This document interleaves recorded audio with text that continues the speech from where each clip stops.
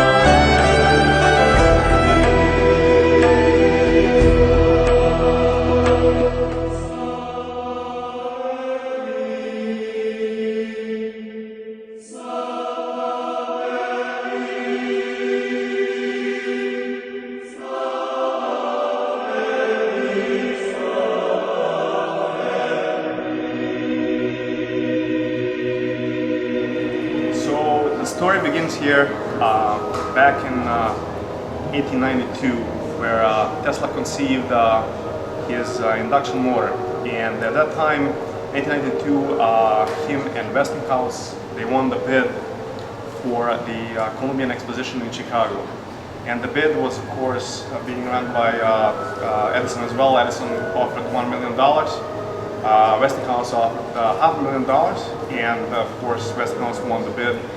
So, but because of the issue between Westinghouse and Tesla and Edison on the other side, Edison found some judge to ban them from using any of the light bulbs that he designed, including the sockets that he had. So they came up with now known neon light bulbs and different colors, and they used, instead of a screw, because they couldn't use screw base, they used the stopper lamp, one stop. They're not using it here, but they're using it in, I know when I lived in Greece, they used exactly the same setup to screw up the base, right?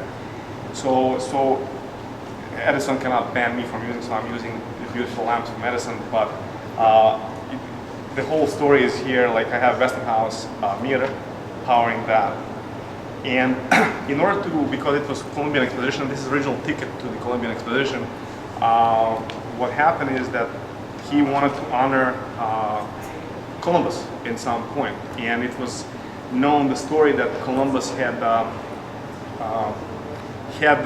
approval to investigate, to find new world, by asking famous questions to his acquaintances. He said, if I put this egg, which is a chicken egg,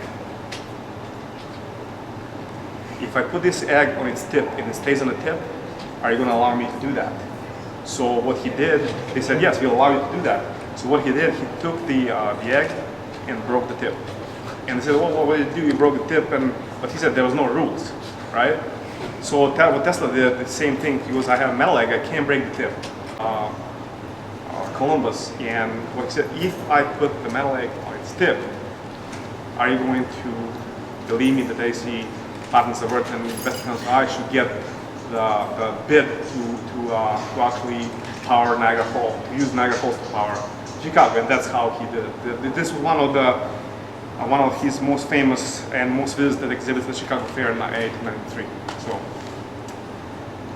Actually, this was really hard to make because it has so many dependencies, from the weight of the egg to the strength of the magnetic field, and this was all done by an eye and trial and error at the beginning, and that we had to manufacture this egg specifically. Tesla Museum machinist did this for me.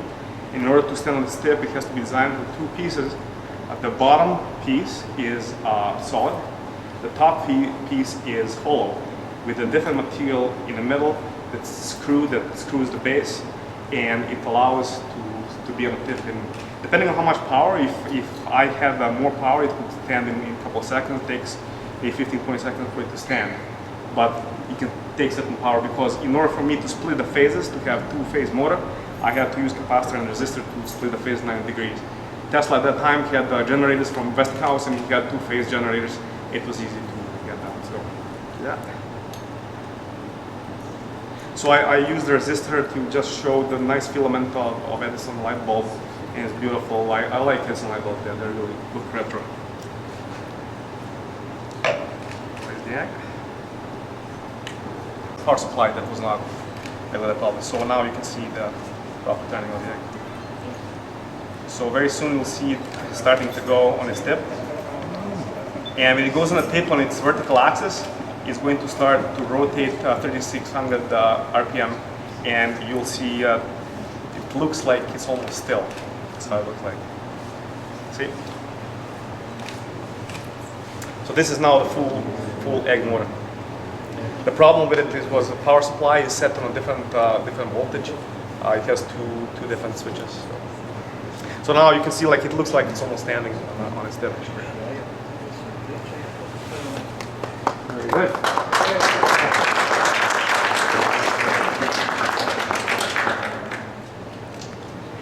So because it's spinning so fast, it's going to start spinning like this for a while, until it loses its speed and it's going to go down. The book that I have here is Faust, how Tesla conceived the first motor. He knew Faust like from cover to cover, and while he was walking in the park, he was, thinking about Faust's special passage, and then came to him and he drew the thing in the sand, and that was how he conceived the motor. It actually took 7 years from that moment till the actual first induction motor to be made. So it turned with his system. I wanted people to see the magnitude of his patents just involving the Niagara project.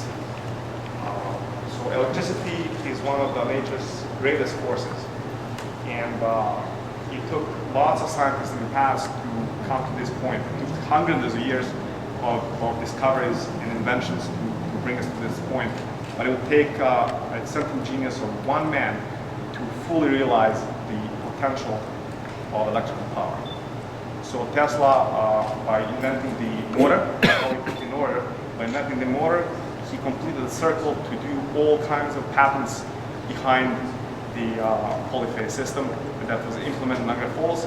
So basically, there's many patents, like at least 30 patents that are implemented in Niagara Falls, but there's 6 basic patents and some derivatives.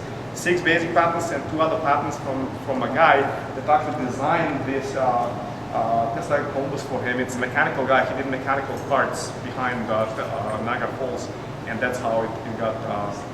So it's basically 8 basic patents for that. Can you lower the light a little bit? More of the lights are right behind. Right there? Right Yeah, behind you can control the. So I just want to explain. In reality, this would run on compressed air.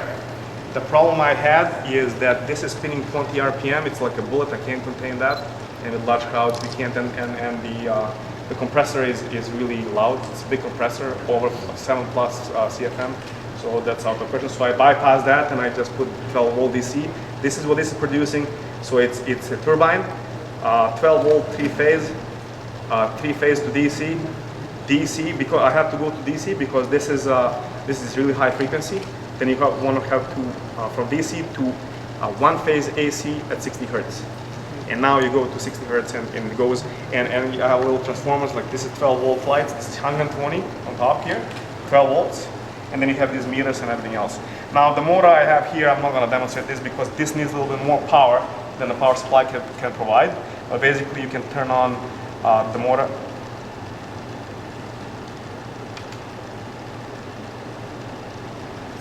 You can see it zooming, but it needs more power to do that. So it comes back, it tells me the power supply has a limit and it tells me that it can go further. But with a nice big compressor, there's this unit can provide 150 watts. This is 108 watts, so it's like 30% lower than its maximum. So this is a maximum. So this is the world we live in right now. And this is how electricity is being transmitted at the moment. And this is probably the only technology that's never been in reality upgraded. We have newer switches and newer power controls with digital and stuff like that, but in reality this is how it is 120 years ago, and it's exactly like the same. It hasn't changed a bit regarding the basic patterns. You can turn on the light. Move on a little bit. Development of radio. And it's one piece down there that I have, I think it's like 1910 to 1930. This over here is about 1920 device. It's using 5 Tesla oscillators, and it's using, now you can hear the music, I'll explain that. Now, it's using a diode to detect the radio signal. The diode at that time, we didn't have real diodes. We had crystal, which is in this little cup over here, and it's actually saying 0.3 volts to detect. And this is what they use. It's called galena crystal. So basically, this unit does not need any power to run. It collects the power to the antenna, and then that power, by resonant action of different coils, can produce a radio signal for you to hear. And they use, at that time, they used specially designed earphones for this device only. And the earphones, you can hear radio signal no problem. But I used amplified speakers just to show the actual action. So here we have a document. This is the original document from a U.S. Original document from U.S. Supreme Court. This is U.S. Supreme Court versus Marconi, where they made a decision and set the stage about who left radio when and what happened. So the story goes like this. Again, the decision is the basic notations, the basic radio pattern for tuned circuits, the ground and aerial system belongs to Tesla. After him, Oliver Lodge took his patent, improved on coil tapping, antenna and ground system as well, and he made the first commercial radio. But he didn't market it, he put it in his office, and what happened is he went to vacation and Mercury took the whole thing, put it in the box, and at that time, whatever was in the box, you don't have to run against the patents, you can just call it whatever you want. So that's exactly what he did. And then when Bose came from his vacation, and when Marconi uncovered what's underneath, he saw his device on this. So Oliver Lodge went to forget this, and what the decision is, Tesla did the first radio patents. Oliver Lodge improved and made the first radio commercial device, and Marconi did the first transmission. That's what the ruling of Ford is. And basically, Marconi won Nobel Prize for all of that, for the work of 2 people that did this in 1 year before him. So basically, that's what happened. So here, one of the independent radio antenna, so there's no way that this radio is going to get long antenna. So I have to design all of these to transmit the so this is a small Tesla coil. It's only 50,000 volts. So you know, like for 1 inch, you need about 80,000 volts for spark to go. So even it's about 700 kilohertz, and with that frequency and that voltage, the gas inside this is the fluorescent tube will excite, and you can see the lighting. You can even for him it's not good to go like this, but you can. I can even touch these.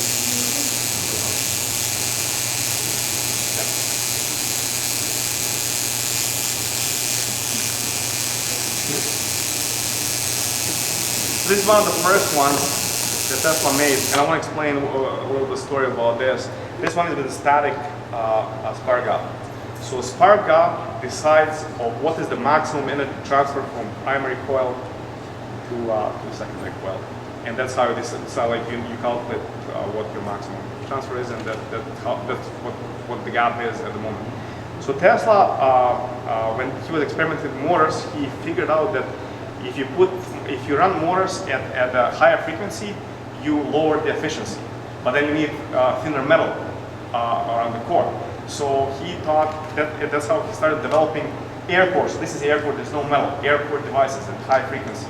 High voltage. So what the device does is like a pump. What it does, it takes low voltage or high current and transforms it into high voltage or low current. It's the same power. There's the efficiency about if you do it really well, it could be up to 85%, no more than that, because there are losses in the transfer and spark up and elsewhere in the system.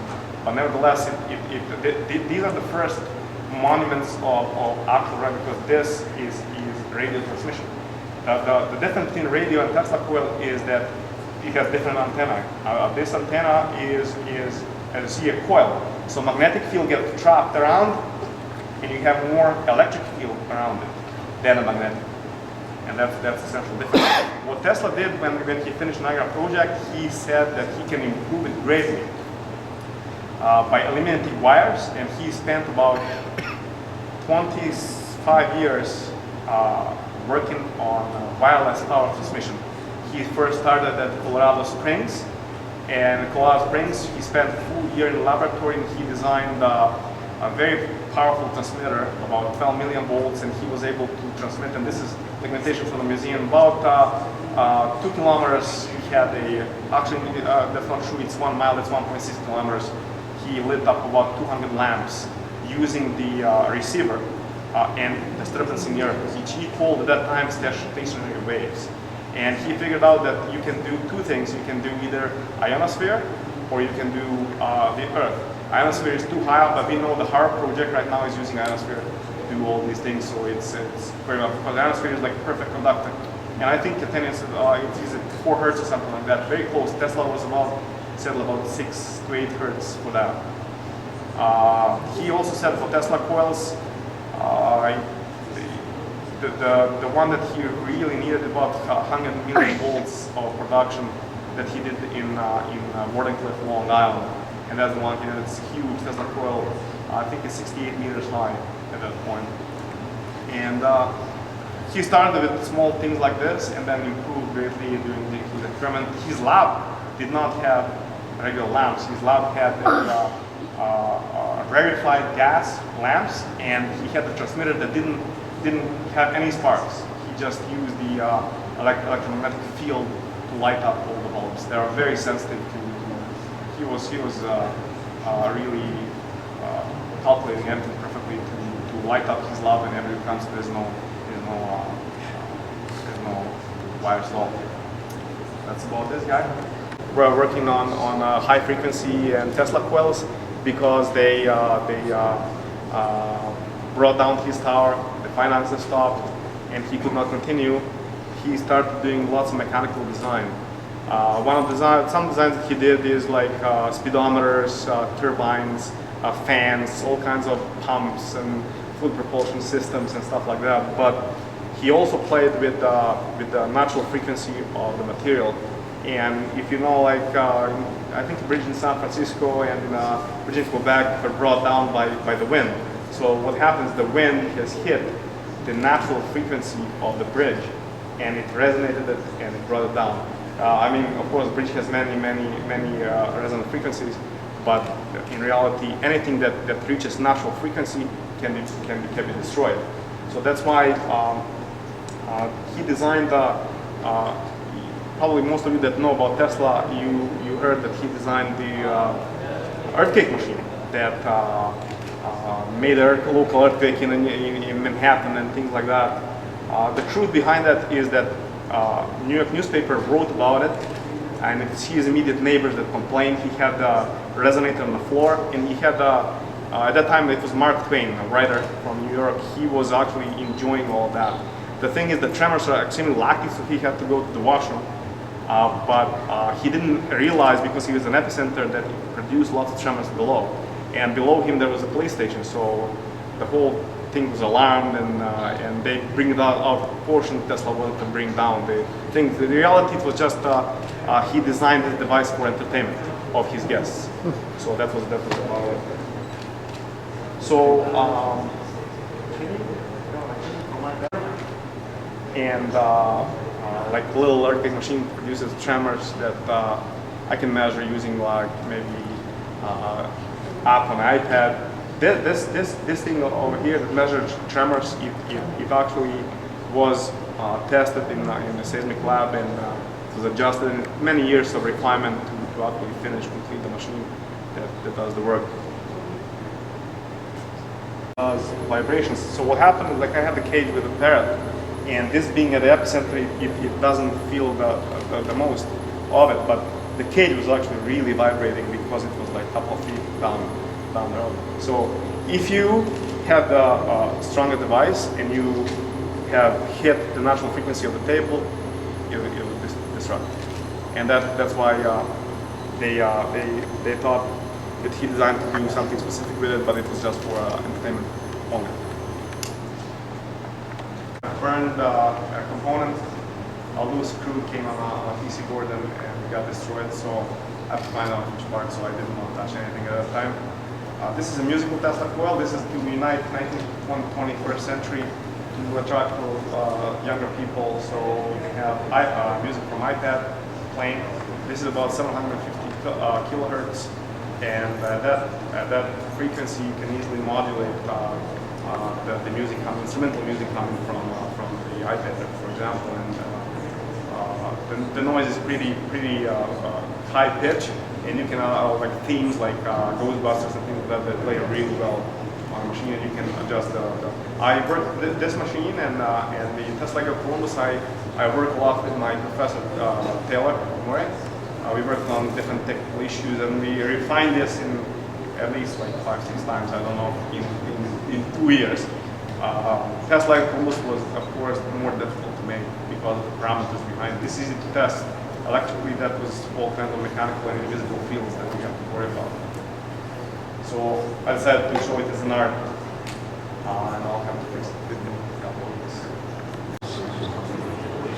So that was what was that? That was a static rotary spark gap. This is synchronous rotary spark gap. So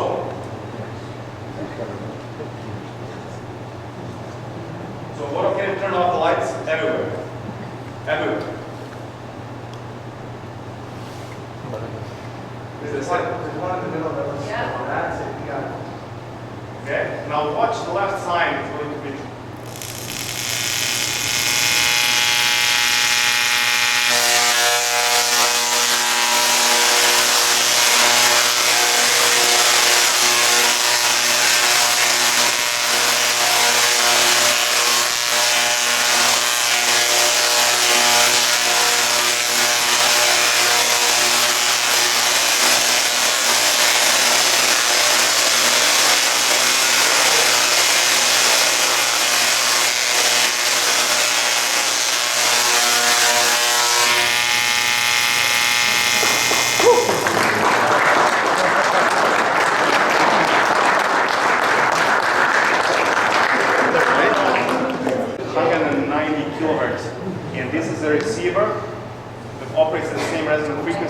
and you saw like even at 5% of the power, it receives a certain amount of voltage. You need about 6,000 volts at 30 milliamps to power this guy.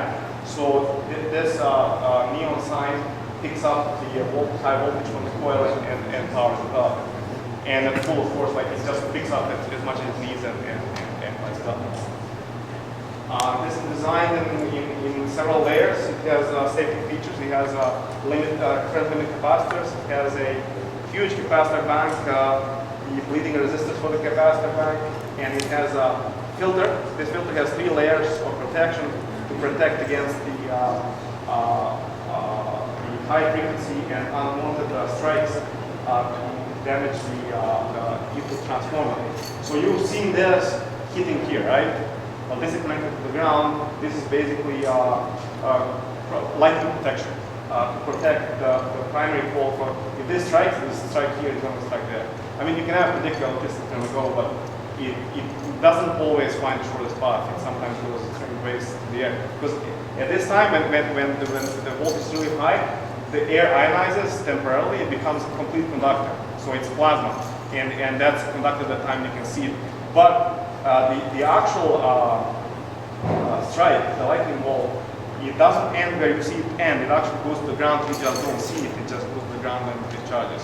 And the whole room is basically there's certain voltage, and this can go up to I think 10 meters. I detected in the other room. I can detect the voltage and light up this guy. And that was Tesla's invention by doing the same resonance. He can light up light bulbs, and this is the wireless power transmission that he had in mind. But this is through the air. He wanted to do it to the ground with stationary waves, and then special transformers pick it up from the ground and make it available for the for your homes and everything else. So there's lots of issues with that. First, like the whole industry would have to change. Secondly, he made the prototype in Colorado Springs, but the real prototype that he wanted to do at Wardenclyffe was not finished for many reasons. I think he realized that if you have a couple of big transformers like he had on Wardenclyffe, you can actually triangulate the signal and you can have a discharge somewhere. You can use this as a weapon because if you can send something, you can actually send lots of something somewhere else. And I think it's not just they blame JP Morgan that he stopped investment. Of course, he stopped investment because Marconi did send the letter S. His stuff was cheap, and he stopped investment. That's no. He didn't understand the concept, and he said, "It's true. I checked with the museum.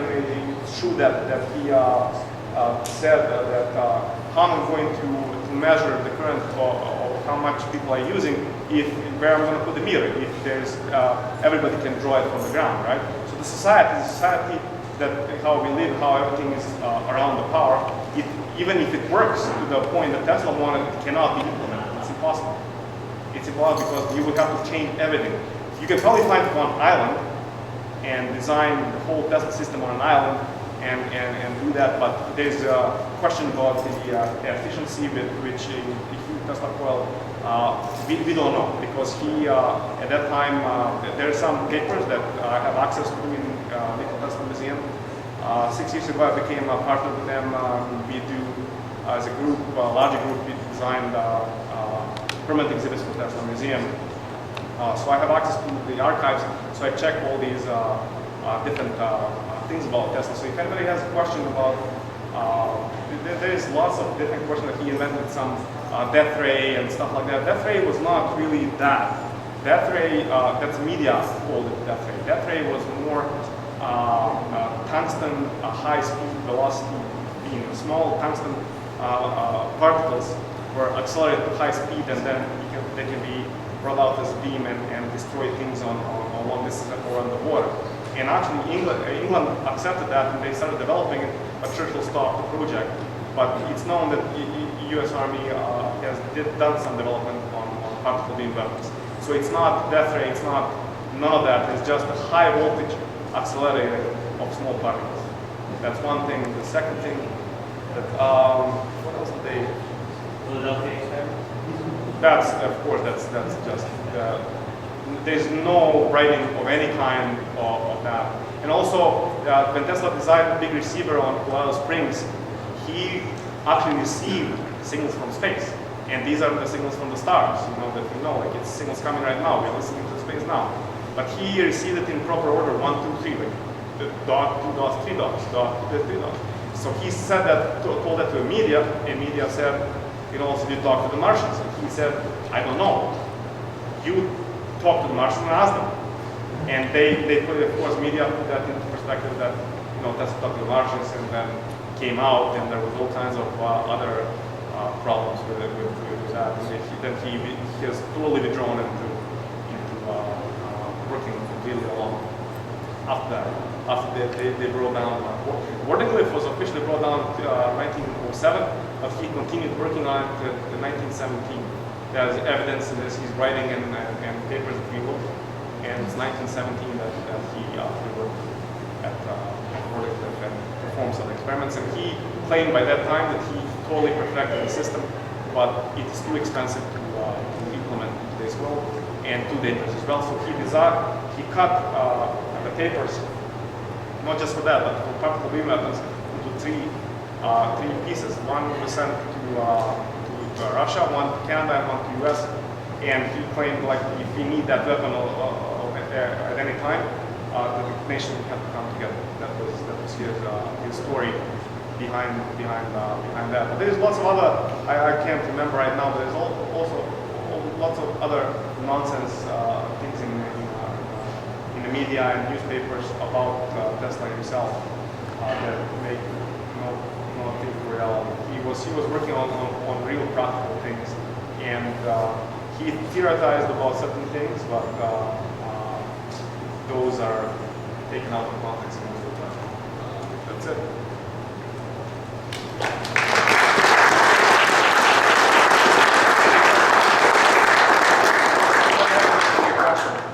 Well, that's my second.